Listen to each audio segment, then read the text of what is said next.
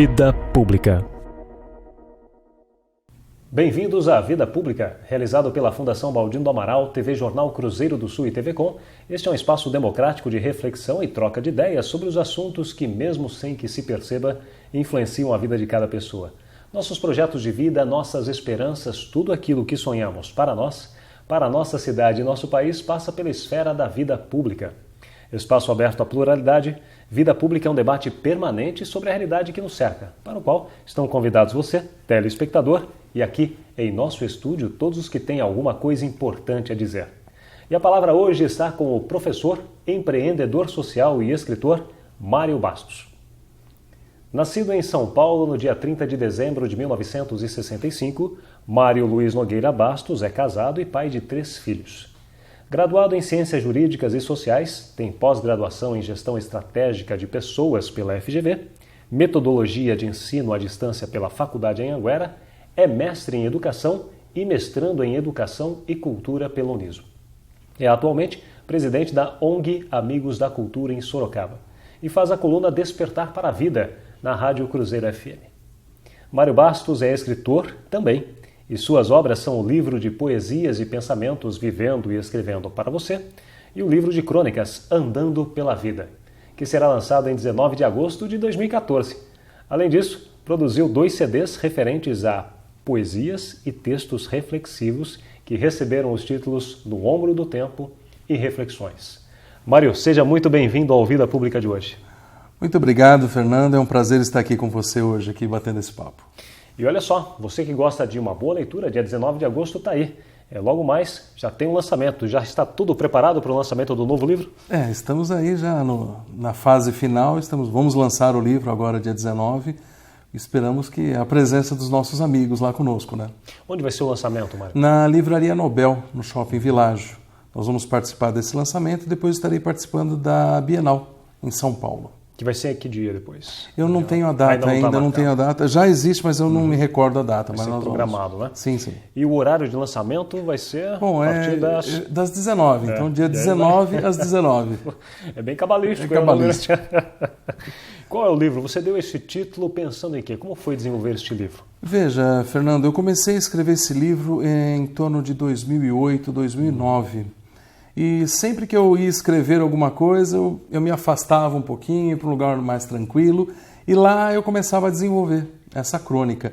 E o Andando pela Vida foi depois que eu terminei, porque foi interessante também, só aproveitando, hoje com o advento do computador, então todo mundo digita e eu vi que eu estava com a minha letra até meio ruim. Aí eu comprei um caderno e comecei a escrever efetivamente esse livro. Mas não era um caderno de caligrafia, não, né? Não. É até um bloco, um Moleskine que a gente começou a escrever. E depois eu fui ler. E eu vi ali como se eu estivesse caminhando, né, pelas situações, por essas situações de vida. Aí eu falei, poxa, caminhando não, então vamos andar. Então ficou Andando pela Vida. E essas crônicas foram baseadas em quê? Experiências pessoais? Experiências pessoais, observando, né? Eu falo que as pessoas hoje, elas olham, mas não enxergam. Então eu consegui parar um pouquinho e enxergar algumas coisas, alguns momentos de algumas pessoas também, que eu até agradeço no livro, sem citar nomes, mas eu trouxe para dentro do livro essas situações vivenciadas por outras pessoas também.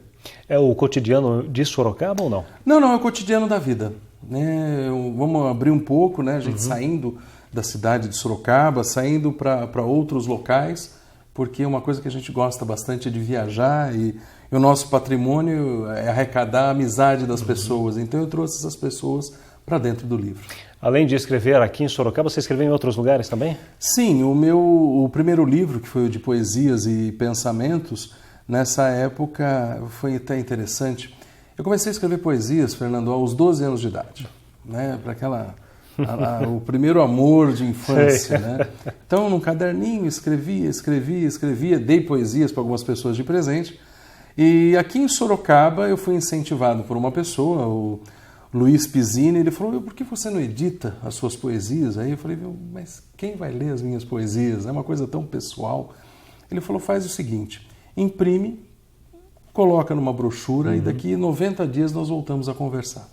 E assim eu fiz, eu imprimi, passei para ele E foi interessante que depois ele me contou qual foi o marketing que ele usava, né? Foi muito interessante. Ele falou assim, olha, mostrou para a pessoa, dê uma lida, eu não gostei, mas eu gostaria que você lesse e desse alguma opinião sobre isso. Foi interessante. O marketing meio inverso aí. Foi no inverso. E aí, depois de 90 dias, ele falou, não, Mário, pode editar porque as pessoas gostaram.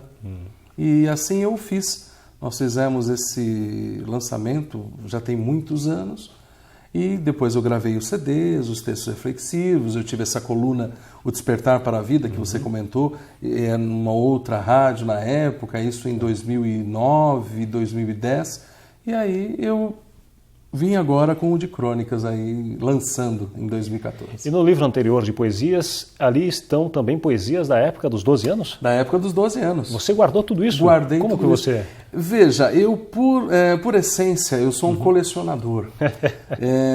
Eu tenho um pouco mais de idade que você, mas você deve ter jogado botão na sua vida. Opa, e muito. Então, e na minha época era o botão de celuloide, eu não tinha dinheiro para comprar o botão de jogo oficial, então era celuloide, que era dos relógios. E eu os tenho até hoje guardados. Né? E dentre os meus hobbies, eu sou numismata, eu sou filatelista, então eu tenho guardado várias e várias coisas. E esse caderno de poesias eu tenho até hoje. E aquelas que você dava para as outras pessoas, você também tem uma cópia? Não, aquelas que eu dei alguém... Aquelas... né? Uma vez um aluno virou para mim e falou, professor, eu vi o seu livro, eu copiei uma poesia para dar para minha namorada. Eu falei, que bom, né? Porque ninguém copia o que não vale a pena copiar. Então eu agradeci. Mas essas pessoas têm poesias minhas em papel de guardanapo ou numa folha de sulfite, uma folha de caderno, mas tem de presente com elas. Você tinha 12 anos quando começou a escrever essas poesias. Sim. O livro foi lançado em que ano? O primeiro livro, deixa que eu teria que me recordar, mas... Aproximadamente? Em 2003, mais ou menos. Em 2003. Um tempo considerado aí no tempo, né? Olha, muito tempo. E você tem ideia de quantas poesias você foi armazenando, foi colecionando? Olha, eu acho que eu escrevi mais de 2 ou 3 centenas de poesias. Né? E o livro, o Vivendo, Escrevendo para Você, parece que eu escrevi apenas um exemplar exatamente para aquela pessoa. A pessoa falou, nossa, mas eu estou me vendo aqui, olha... E é interessante, foi uma coisa assim, sem querer. Teve uma identidade, né? Ela criou uma identidade com as poesias, como se eu estivesse declamando para essa pessoa. E aí depois você partiu para a crônica. A crônica é um pouco diferente da poesia, né? Sim. Como foi você sair da questão das poesias, de você desenvolver essa outra aptidão também para as crônicas? Que aí requer mais observação também, né? Sim, eu comecei, eu tenho um site, né, que é o mariobastos.com.br, e lá eu tenho os meus artigos. Eu comecei a escrever alguns artigos, isso há muitos anos também, desde 2008, 2007, 2008. E me aprimorando. O artigo já foi um pré-passo para as crônicas. Então foi bem assim, foi paulatinamente saindo da poesia, continuo como poeta até hoje que sou, mas da poesia a gente partiu também para as crônicas. Um poeta nunca morre, né? Não, nunca morre, né? Ele às vezes não é muito bem compreendido, né? Um homem romântico, um homem poeta, mas eu primo ainda pela poesia. E o programa, o Despertar para a Vida, isso surgiu também com a experiência dos artigos das crônicas? Dos artigos também. Eu fui convidado na época por uma rádio local. Daqui de Sorocaba Daqui de Sorocaba. Qual rádio foi? Na época era a antiga 103. Tá. A 103.9. A Rádio Rock era... Era a Rádio Rock, né? era 89. 89. Então, eu como trabalho com gestão de pessoas, Fernando, então eu fiz a transição de todos os colaboradores da 89 para a nova versão, né? Uma nova política, uma nova maneira, e nós não perdemos nenhum colaborador, a não ser os que quiseram efetivamente sair por algum motivo. E na época o Luizinho Rodrigues, que era o diretor artístico, mais o João Carlos Pedrão, que também era diretor da rádio, me abriram um espaço.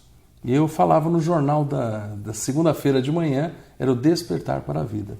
São 2 ou 3 minutos que a gente passava de reflexão. E agora, em 2013... com a Cruzeiro nos convidou, através da Cibele Freitas e o Fábio Andrade, a participar aqui na Cruzeiro, que é um prazer, estou lá até hoje no Jornal de Sábado. Perdão, e também o Márcio Correia, que é um grande amigo nosso, né? Ele abriu esse espaço para a gente, então no Jornal de Sábado os últimos minutinhos são nossos. E nesse espaço, nessa coluna, você tenta passar o que para as pessoas? Qual é o teu objetivo? Fernando, eu digo o seguinte, as pessoas, o que eu passo para elas é o que elas já sabem, mas elas esquecem. Né? Com o dia a dia, com a correria, fala, puxa vida, mas é verdade, é isso, é aquilo. Então eu só venho relembrá-las de alguma coisa. Né? E tanto que nós temos o Despertar para a Vida na rádio e também temos na TV, que hoje nós estamos na TV Votorantim, na TV Com e também na internet, que é na Rede Amigos da Cultura. Aliás, TV Com e as TVs Votorantim que transmitem também o Vida Pública lá, para o pessoal que acompanha e vai acompanhar também o teu programa logo mais. Mário, o livro então, esse Andando pela Vida, queria até que você mostrasse para o telespectador. Lá, então, aqui, o Andando pela Vida está aqui. Esse a gente chama de pocketbook, né? Que é um livro de menores dimensões que cabem dentro de uma pasta. Fácil de transportar. Cabe dentro de uma bolsa. É um livro compacto. E tem uma coisa interessante também. Nós fizemos nesta obra algumas fotos. E essas fotos fui eu mesmo que tirei. Que bacana. Não sou fotógrafo, mas tirei. E aí na confecção do livro fizemos lá com marcas d'água as fotos que foram tiradas. Aliás, a capa é bem original, né? Porque a capa mostra uma pessoa andando, né? Justamente. Ela tem assim, como é que eu posso passar para você? É uma linguagem subliminar, né? Andando pela vida, nada mais do que você caminhar. O que é fantástico. E olha só, você telespectador que vem acompanhando o programa, o Mário falou que ele é colecionador, ele gosta disso também. Ele também tem, ou pelo menos tinha, um hábito bastante curioso de alguns animais diferentes que você gostava muito também, não é, Mário? Na época, eu fui consultor de uma revista especializada em São Paulo, que eu sou oriundo de São Paulo, e eu atuava na área de roedores, né, que é a revista Cães e Companhia. Eu era consultor dessa revista, que eu gosto muito de animais. E me criou a curiosidade de trabalhar com répteis. Então eu fui estudar um pouquinho sobre os répteis, conheci pessoas, e nesse trabalho, que começou como uma brincadeira, eu trabalhei com falcoaria, né? Então eu cheguei a ter um gavião, um falcão, uma águia. Nossa. Você imaginar alguém ter um falcão é muito bacana. Né? Uma coruja. Então você vê nos filmes, né? A águia voando, você com uma luva, e a águia vem. Aquilo era coisa de infância. E eu consegui. Eu tive a oportunidade de ter alguns animais de aves de rapina e também alguns répteis, né? Tanto que eu doei para o zoológico, quase anos atrás eu doei para o zoológico os meus últimos répteis. Então é interessante. Tinha jacaré lá também? Não, jacaré não tinham jacarés. Mas a Polícia Ambiental ela nos deu toda uma assessoria e eram todos animais controlados. Mas é aquela história, a gente quebra paradigmas, né, Fernando? Nós falamos que o motorzinho do dentista dói, que a injeção dói e que a cobra mata. Né? E se você for estudar um pouco mais, você vai saber que, em média, me desculpem os biólogos e veterinários, eu não sou nada disso, mas me parece que, em média, 10% das cobras é que são peçonhentas. Os outros 90% não são. E eram esses animais. E elas são importantes para o equilíbrio do sistema, não é? Sim, é o que eu falo. Se com todos esses bichos que as pessoas não gostam, chamados cobras, hoje nós temos uma média de 8 ratos para cada ser humano. Com a presença delas. Nossa. Sem a presença delas. Imagine para quanto isso não vai, não? É melhor nem contabilizar. Imagine o estrago que dela poderia estar, o desequilíbrio ecológico para a natureza e para o ser humano. E o zoológico absorveu esses animais, né? Sim. Na época, o veterinário, o atual diretor do zoológico, o Rodrigo, eu conversei com ele, juntamente com a Polícia Ambiental, e nós fizemos uma doação de todos os meus animais para o zoológico, que estão sendo expostos lá no zoológico de Sorocaba. Tinha algum deles lá que era seu preferido ou preferidos? Olha, eu acredito o seguinte, a natureza é o único ente perfeito que existe neste mundo, né? Eu falo que Deus perdoa sempre, o homem às vezes e a natureza nunca. Tudo que você faz para ela, por ação e reação, ela devolve para você. Então não existia uma preferência, mas sim existia todo um cuidado e toda uma estrutura para isso. E em um momento da minha vida eu resolvi abrir mão para uma entidade que ia recebê-los. Foi quando a gente entrou em contato com a Polícia Ambiental, eu entrei em contato com o zoológico para que fossem absorvidos e acolhidos lá. Você falou em águia e falcão, e aí o telespectador fica um pouco aguçado lá e curioso. A águia, me corrija se é a águia ou se é o falcão, ela pousa mesmo no braço do seu criador? Sim, Não do criador, existe né? todo de quem cuida dela. Né? Eu não sou, veja, eu sou assim, entendo muito pouco de falcoaria, Fernando, mas nós que tínhamos esses animais, você tem todo um treinamento, né? Todo um treinamento, e a águia ela fica adestrada o suficiente. Imagine a situação, eu e você estamos conversando num local aberto e o animal está numa árvore. Você caminhando, vamos dizer, 200 metros para outra árvore, ela te procura e ela vai até a próxima árvore e pousa, quer dizer, praticamente um cão que te acompanha. Ela reconhece o dono através de sinais, através de apitos. É que muito legal, interessante, porque como ela tem asas, né? Ela está lá no alto, você apita, chama, ela vem e come na sua mão, efetivamente. Que bacana, né? Sua curiosidade, né? Se você tinha, já sabe aí que a águia e o falcão são animais mais... Eu tive a oportunidade de estar há muitos anos atrás, inclusive com um colega seu aqui da Cruzeiro, o André Fazano, ele foi comigo. Nós tivemos num centro de reprodução de falconiformes, né? que são as águias. E eu tive a oportunidade de segurar uma arpia no meu braço. E é uma coisa assim fantástica, uma experiência indescritível. Muito bom. Com certeza. Mário, com relação agora à ONG Amigos da Cultura, o que esta ONG faz, o que ela desenvolve? Eu sei que vocês têm a TV na internet. Conte um pouco sobre a importância da ONG. Sim. A ONG Amigos da Cultura, ela existe agora em novembro, ela fará 14 anos de vida. Ela é utilidade pública municipal desde 2009, estamos com o processo de utilidade pública estadual.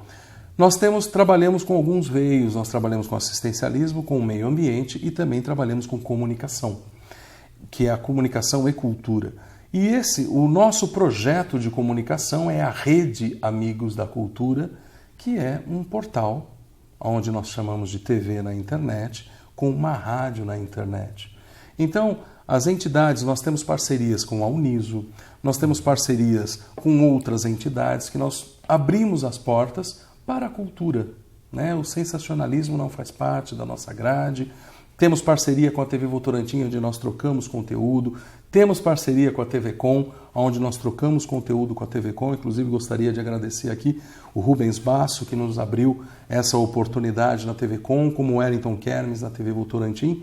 Então, nós prezamos pela cultura, que ela é tão colocada, apartada no processo, diante de tantas prioridades que o poder público e o empresariado têm. Mas, bravamente, nós lutamos há quase 14 anos em prol da cultura.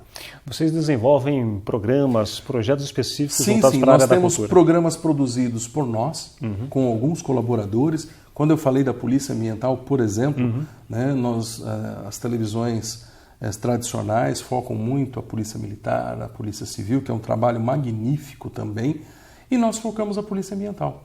E eu tinha um dado, eu não sei se você sabe, mas numa época aqui em Sorocaba, a maior apreensão de armas foi feita pela Polícia Ambiental do que propriamente pela Polícia Militar, que são os caçadores, que são as pessoas que trabalham aí ilegalmente dentro da mata. Mas, enfim, produzimos programas culturais, programas de entrevista, temos algumas parcerias também com a Discovery Channel, History Channel, porque são canais fechados que algumas pessoas não têm acesso. E nós liberamos alguns programas para que essas pessoas também possam estar assistindo.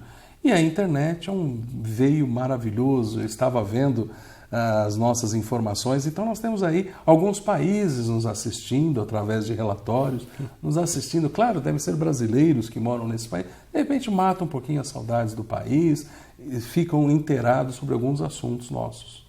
E para quem quer assistir ou acompanhar os programas do Amigos da Cultura, acessa o site. Sim, você que está aí nos assistindo, se você quiser entrar no nosso site, é normal, www.redeamigosdacultura.com.br. É o nosso portal. E ali você vai seguir para a TV, se quiser também na rádio. Importante também na rádio, nós estamos com uma programação cultural. Porque a maioria das rádios FM, elas são segmentadas. Ou jovem, ou um público mais, vamos dizer assim, um pouco com outros gostos. Então nós começamos, de repente, com uma programação pela manhã com música clássica, que é o Joias da Música, e de madrugada com metal pesado. Então, durante o dia, nós Passeamos por todos os ritmos, né? E canções para trabalhar, para atender o público em geral. 24 horas. 24 horas de programação, tanto a TV quanto a rádio. Muito bem, você vê, né? Se você quer um pouco mais de cultura, também acesse lá o site Rede dos Amigos da Cultura e você vai ter muita oportunidade, muita alternativa de programas lá. E o poder público sozinho não consegue fazer tudo pela educação e pela cultura? Veja, o que eu sempre falo, o terceiro setor, que são as entidades sem fins lucrativos, né?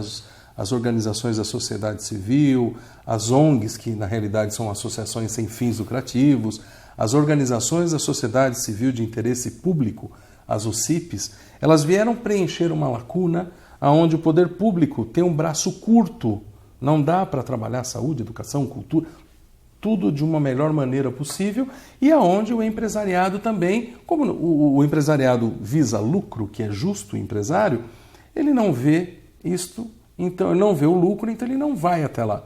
Então, o terceiro setor veio e fez uma ligação entre o empresariado e o poder público para que todos nós possamos trabalhar de uma maneira uníssona. Né?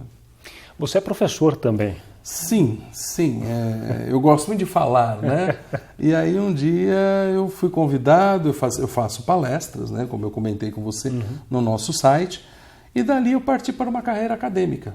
Falei, vou profissionalizar um pouco essas palestras. E dei aula em algumas universidades, fui facilitador do Sebrae na área de liderança durante muito tempo. Trabalhei com a doutora Ruth Cardoso na época, eram alguns programas sociais. E dali eu parti para a carreira acadêmica. Então, eu trabalhei em Itapetininga, numa faculdade, estou na Anhanguera há alguns anos.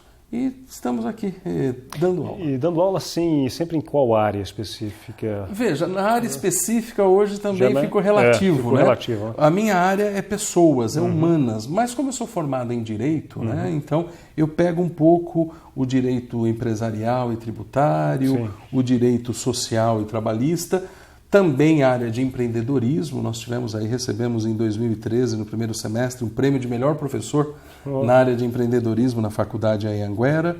E com isso a gente também trabalha RH, gestão de pessoas e também na pós-graduação. Pós-graduação é comunicação, liderança, essas áreas de humanas que nós trabalhamos bastante. E se você aí está espantado com tantas atividades que o Mário vem fazendo, você não sabe que ele também é garoto propaganda. É verdade, Mário. Que história é essa? Como você foi parar, por exemplo, no videoclipe daquele cantor Lucas Luco? Lucas Luco, com mais de 33 milhões de acessos, né, Fernando? Mas veja, o que eu vou comentar com você. Quando eu morava em São Paulo, eu trabalhei nos bastidores e até às vezes apareci em alguns programas ali no Domingo Legal, do Gugu, da Eliana, antiga Mara Maravilha. Nossa, Mara Maravilha, né? Mas esse é um pouco antigo. Vim para Sorocaba, se você viu, né, 1965, então você já fez as contas, viu a minha idade. Estou com quase meio século de existência. Mas aí, eu aqui em Sorocaba, um grande amigo meu, o Epitácio Pessoa, fotógrafo, né, do Estadão e muito conhecido em Sorocaba, eu queria fazer umas fotos para colocar no meu site. Aí a gente chama ele carinhosamente de Pita, né? Falei, Pita, por favor, não, vamos fazer, vamos colocar. E ele doidão daquele jeito dele, fizemos umas fotos. E aí eu coloquei no antigo Orkut. E uma agência me chamou para estar trabalhando, né, profissionalmente. Falei, mas não, tal, que eu acho que você leva jeito. Então tá bom, vamos lá, né? Você é falador, é bem comunicativo. Você é comunicativo, tem uma ideia para a tua idade e tal. E com isso eu fiz uma peça publicitária também que ficou muito tempo na televisão, no rádio, que foi da Unimed. Foi da Unimed aqui em Sorocaba. E aí o pessoal até achava que eu era médico. Pois é. Eu falei, não sou médico. Doutor Mário. Doutor Mário. Eu falei, não sou médico. E com isso foi indo. E essa agência, eu fiz alguns outros trabalhos para outras empresas. E é interessante, Fernando, sempre precisa de um médico, eles me chamam. Eu tenho cara de médico. Tem um padrão, né? Padrão de médico. E aí aceitei, me falaram, você vai gravar aí fazer um clipe sertanejo. Eu falei, o que eu tenho a ver com clipe? Não, você vai fazer papel de médico. Eu falei, então tá. Lucas, isso pelo menos eu ainda... então tudo bem, você é médico, já entendo um pouquinho. como dizem, tendo do riscado um pouco, né? E aí eu fui gravar, fui ver esse cantor aí, Lucas Luco, não o conhecia, sinceramente. Fui ver na internet e realmente o menino estava estourando. E nós gravamos. Mas uma coisa que eu falo, era pela mensagem. Sim. Né? Eu acho que importantíssimo, importantíssimo, né? Colocar que o apelo do clipe dele era muito importante, que nós estamos trabalhando a prevenção do câncer de mama. Então foi um trabalho entre o Lucas Luco, o Grupo Andanças aqui de Sorocaba, e eu sou um figurante, né? Um mero figurante do clipe. Mas trabalhamos com muito gosto, e hoje esse clipe realmente gerou aí uma transparência social muito grande da nossa figura, onde um clipe que está com 33 milhões de acessos, imagina que são 33 milhões de visualizações, muita gente. E as pessoas olham para você, nossa, eu acho que eu conheço você de algum lugar. Não é de algum lugar, é da internet. Eu já começo com a internet, né? Que antigamente a gente falava, mas de tal cidade. Não, agora é na internet. Tá lá no YouTube, você... Sim. Aliás, o videoclipe é Mozão, né? É isso, a música o Mozão, clipe né? É o Mozão. Né? Quem quiser acessar, acesse lá, que no primeiro minuto e meio vai estar me enxergando lá no clipe. O Lucas Luco, como você falou, ele se tornou conhecido agora, recentemente também, e até o convite para você participar do videoclipe, importantíssimo com relação à prevenção do câncer de mama, mas ele também ficou bastante conhecido com aquele vídeo que ele fez para o pai dele, né? Que é uma outra história, uma homenagem que ele faz ao pai, e eu não vou, acho que são 11 vidas. 11 palavras, 11 vidas, né? 11 vidas. E ele canta essa música e o videoclipe também explodiu aí, tanto é que agora... Se eu não me engano, cronologicamente, ele fez primeiro do pai, depois o Mozão, e agora ele está trabalhando mais forte o clipe do pai dele, principalmente o Dia dos Pais, está aí chegando, né? E você foi tranquilo fazer o papel lá de médico? Não teve dificuldade alguma? Tá na chuva é para se molhar, né? Então, a Bel Sense, que é a produtora, ela já nos conhece, a gente brinca bastante, conversa bastante. Outro dia eu fui gravar um clipe também para uma banda de rock, Os Inocentes. Nem eu conheci, mas é dos anos 80, vamos lá. É muito gostoso, eu acho que é terapêutico. Eu queria pedir para a gente poder encerrar o programa para você lesse uma poesia do seu livro, dessa sua obra, que vai ser lançada agora, lembrando que você quer a crônica ou você quer a poesia?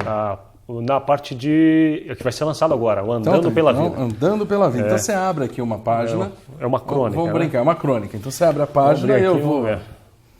Vamos ver aqui o que nós vamos abrir aqui. Agora é o segredo, hein? Abrir o segredo do mar aqui. É preciso, olha só, é preciso meditar. É preciso meditar. Então, muito bem. Fechar os olhos, sentir o mundo, respirar levemente, orar, elevar seus pensamentos, se desligar por algum tempo do mundo para se fortalecer e autoconhecer. Ações que, se feitas com regularidade por alguns minutos, a sua vida se tornará mais leve, mais gostosa de ser vivida e, assim, consequentemente, será mais feliz. Teríamos uma série de motivos para alegrar a falta desse tempo, que é tão precioso para você, pois se você julga mais importante 1000 outras coisas, as quais normalmente dirigidas a outras pessoas, ou então a falta do tempo para tal. Esse tempo para você deve ser repensado, para que você realize coisas que lhe dão prazer, desde ficar só até tomar um sorvete num parque de diversões. Atitudes como estas lhe farão muito bem, ao ponto de você realizá-las todos os dias. Por isso que nada mais do que cuidar de si, sem se preocupar com os outros, o que eles vão pensar. O importante nesse momento é entender que, se você estiver bem, tudo à sua volta vai estar bem. Então, a chuva vem para regar o solo, acabar com a poeira e para lavar e levar todas as energias negativas, demonstrando ao homem que ele pode ficar limpo de corpo e de alma. Por que então as árvores caem? São arrancadas do chão pelas enchentes? Coloque a mão na consciência e pense: quem tem realmente a responsabilidade sobre esses fatores? Sim, nós, os homens. Respeite e deixe a chuva passar por cada centímetro do seu corpo e da sua alma, deixando essa energia trabalhar a seu favor. Deixe a natureza ser sua parceira, para que você cresça pessoal e espiritualmente, de acordo e em sintonia com ela. A identificação com a chuva é sentir que você não pode estar à frente da sua vida todos os dias, mas que o equilíbrio entre o sol e a chuva é necessário. Cada estação é como se fosse uma fase da vida, onde no mesmo dia você pode vivenciar as 4 estações do ano. Entenda o porquê e como se deve conviver com cada estação, extraindo o que de melhor ela tem para dar. Numa noite chuvosa, comece a sentir o cheiro que emana do mato ou mesmo do asfalto, o frescor através da brisa ou do vento. Se conscientize o quanto é importante para a nossa estadia aqui na Terra, tanto para nós seres humanos, como para todo o ecossistema, que temos que conviver harmoniosamente. Então, Sr. Fernando, diante da próxima garoa ou tempestade, agradeça, pois a sua vida está prestes a ser agraciada com as lágrimas de Deus. Muito bem, parabéns, uma bela crônica, olha aí, esta e outras, mas você vai encontrar no livro Andando pela Vida, que vai ser lançado agora, dia 19 de agosto. Está contratado, viu, Mário? Muito obrigado, já estou contratado pela Rádio Cruzeiro. Mário, obrigadíssimo pela participação no Vida Pública de hoje, parabéns, viu? Ok, muito obrigado, você que nos assistiu aí, até uma próxima oportunidade. É isto, o Vida Pública de hoje conversou com o professor, empreendedor social e escritor Mário Bastos. O programa Vida Pública pode ser assistido no canal de vídeos do portal Cruzeiro do Sul em www.cruzeirodosul.inf.br, na TV Com, canal 7 da NET, TV Votorantim, canal 10 e TV Comunitária, canal 3 pela Supermídia. Agradecemos também a participação da nossa equipe de produção, o editor-geral Ednilson Jodar Lopes e o estagiário de produção Gustavo Henrique de Campos. O Vida Pública de hoje fica por aqui. Até o próximo.